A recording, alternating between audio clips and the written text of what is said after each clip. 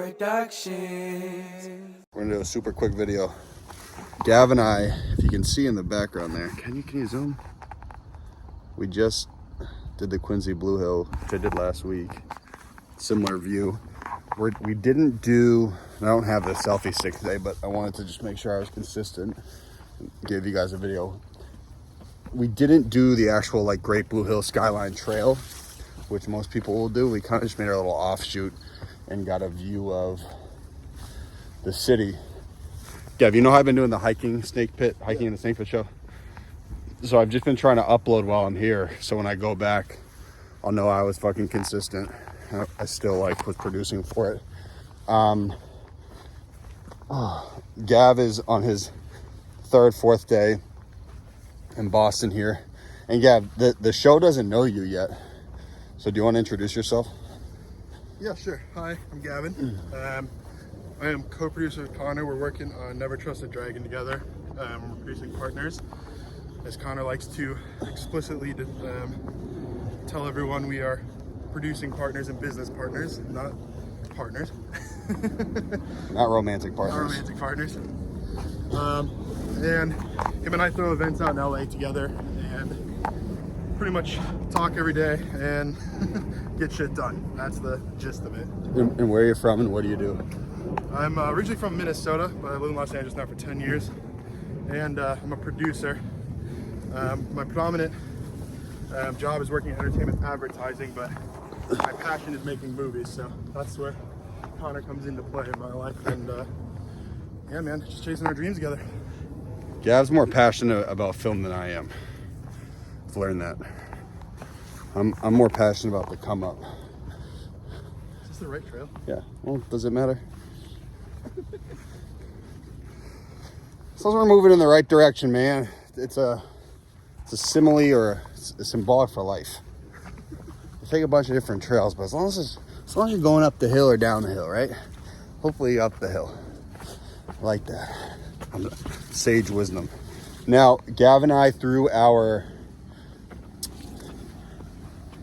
the 10-year anniversary of Golden Deer Productions last night on the top of the Peru.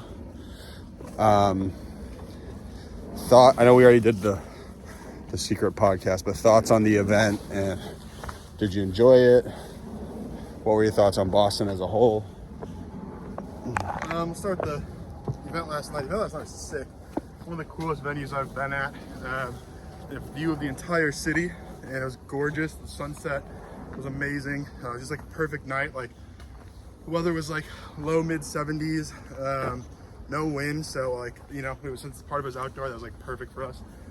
And it was just an awesome event. Lots of cool people came out, and everyone was having a good time. And it was just sweet, dude. First experience in Boston. And then Boston, the city, is pretty amazing, honestly. It's got so much character. You know, everywhere you go has something unique about it, and it's like not a giant town, so it's like it's quite a bit of like diversity for you know, like neighborhoods and stuff like that. What I mean by that is more just like the character in the different areas, and I just really like that about the town, because like where I'm from, Minnesota, you know, it feels very like corporate suburbs, like, you know, it's just, there's not as much character, and so it's just really cool to come to kind of a historic city and see all of that. Well, it's interesting you say that. I bet the city just developed that over time because it's been here longer than every other city in America. Right.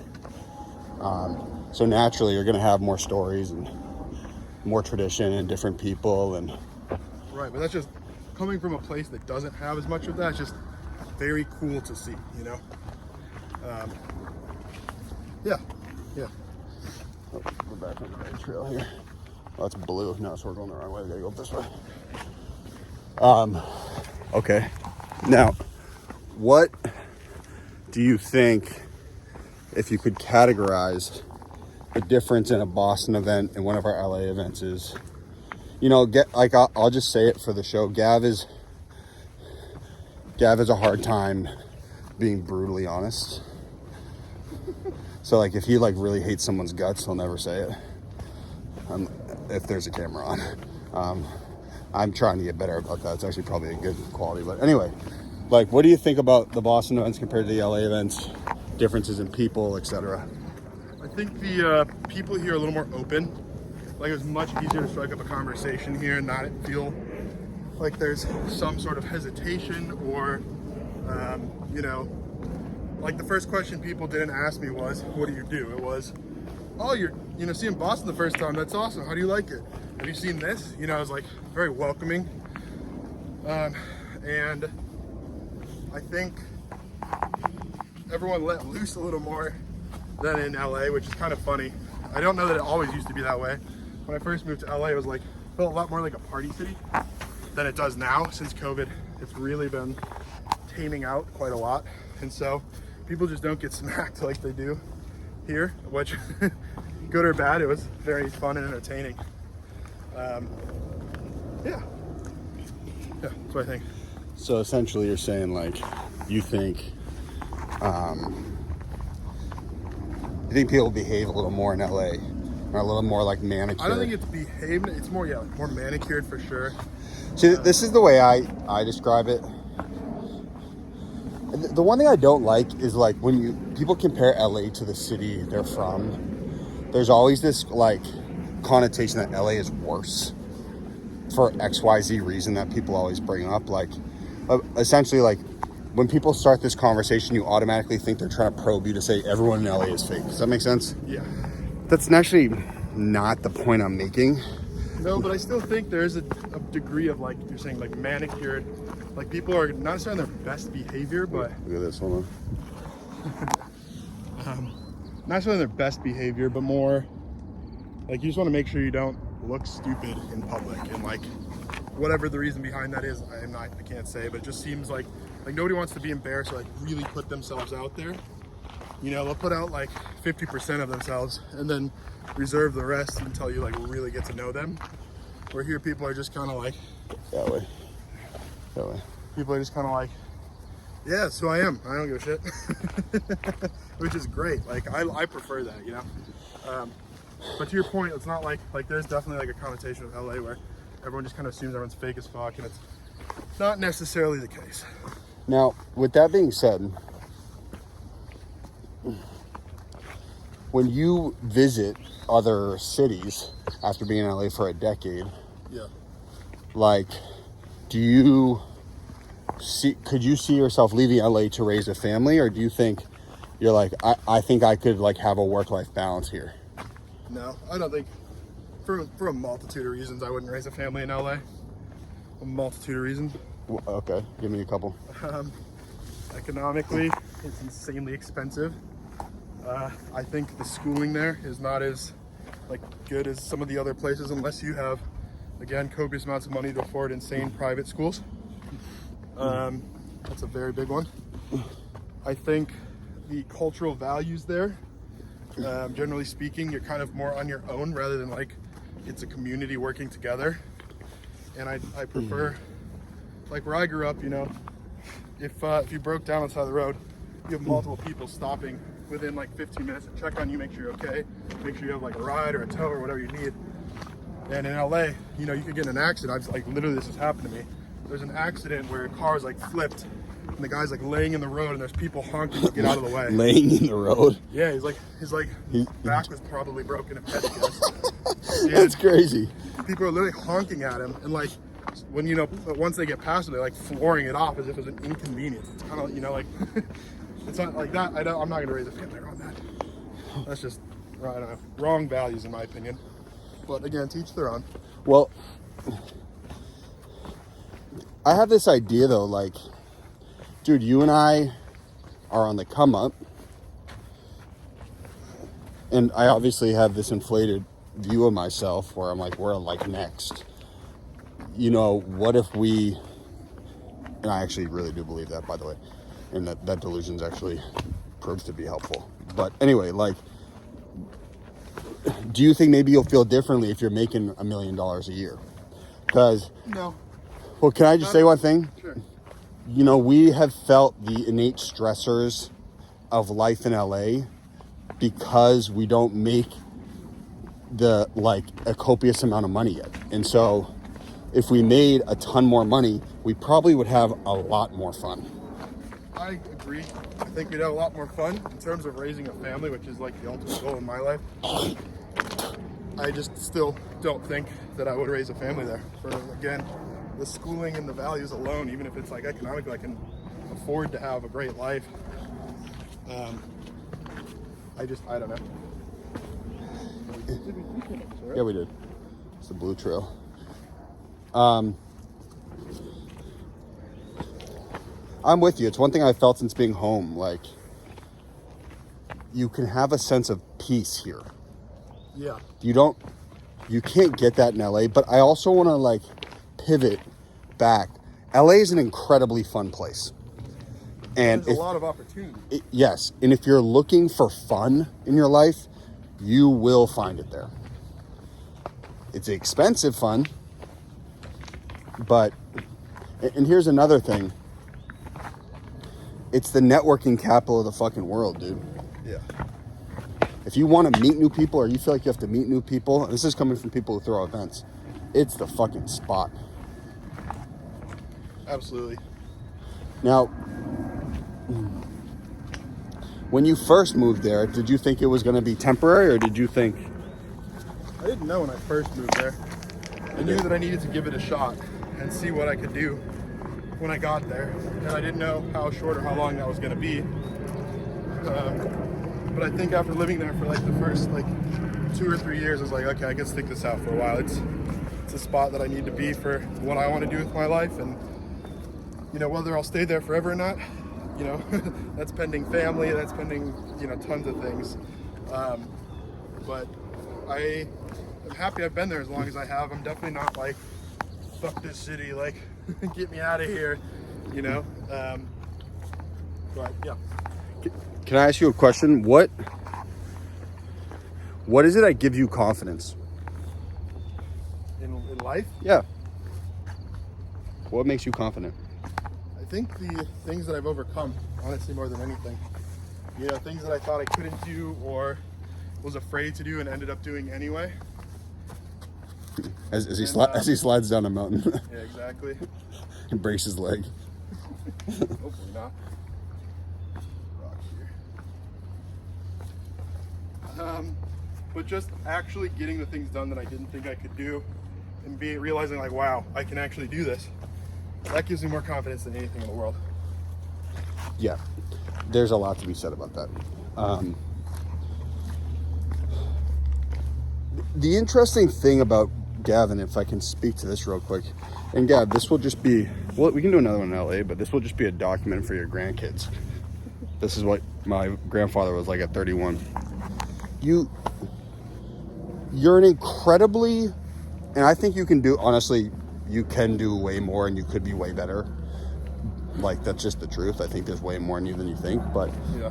You're an incredibly high performer and like a demonic producer, bro. Like, Thank you. You're a very smart producer, and your career accomplishments don't seem to boost your confidence at all, which is very interesting.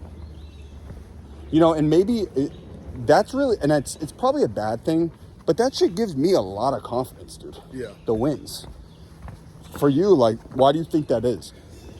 I think it's probably like one of my, you know, biggest drives is like, honestly, probably not the healthiest, but like, I just like never settle kind of. And so, yeah, anything amazing I've done in my career, it's awesome. I'm proud of it. I'm happy I did it. But it's always like, what's the next thing I can do that's like bigger, harder, more challenging? Like, there's more out there to be done. For sure. So, like, you know, and there's things that I still view as like, I don't know if I can do this. So it's like, until I accomplish those, that career confidence, like, it's, I don't know. I don't know, honestly. It's a good question. What's something in your life that has given you innate confidence? I think, I don't want to speak too much on it here, but I think handling certain things in my life, I had to step up when I was very young and deal with some stuff and take lead, you know, over my family, and just like handle things that made me grow up very, very, very quickly. And so I think more than anything, doing that and stepping up at such a young age has given me a lot of confidence that I can just go do what I put my mind to, or at least give me the confidence to go and try it. And if I fail, then whatever, at least I've done stuff that I'm proud of, you know? And I'm happy with all my accomplishments thus far, you know? Like, if I died tomorrow, I'm not going to be sad about the life I've lived. Like, I've gone and done what I said I wanted to do, and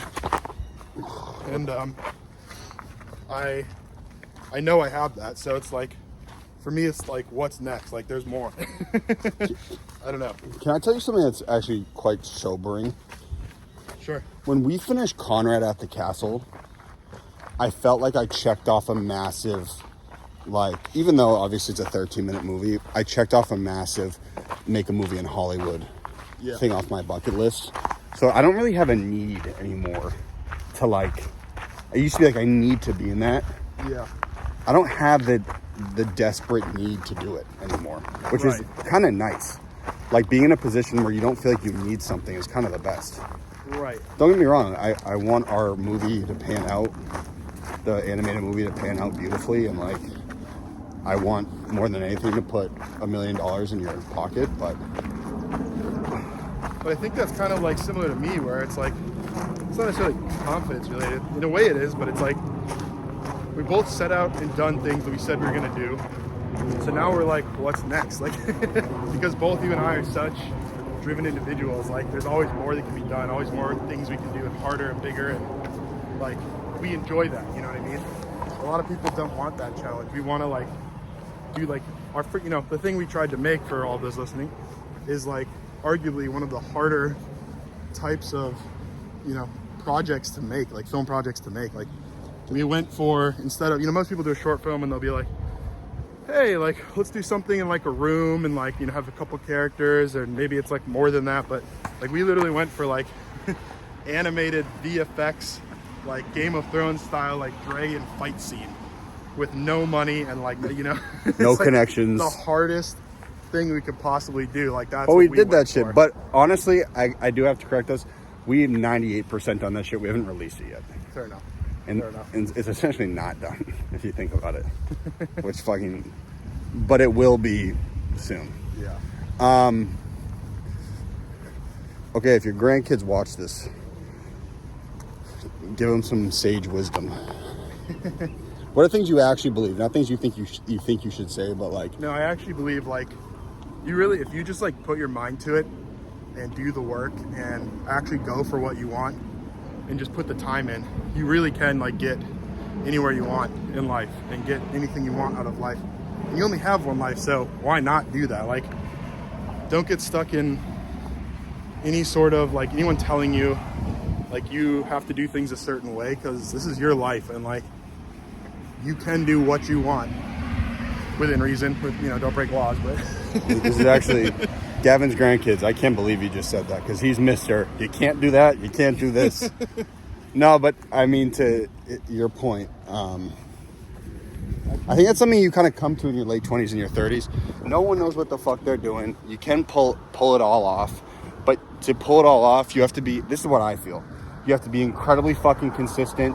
You have to put in, like, just a disgraceful amount of work into something. yeah, And you have to try to get a little smarter. yeah, you have to constantly be striving to grow. You know, you can't just plateau and just get, like, be like, that's good enough. Otherwise, you're not gonna get there. But Thoughts on the hike out of 10? honestly, like, probably a 9 out of 10. It was a very beautiful hike. I love Boston. He's looking at that because I never give fucking high ratings.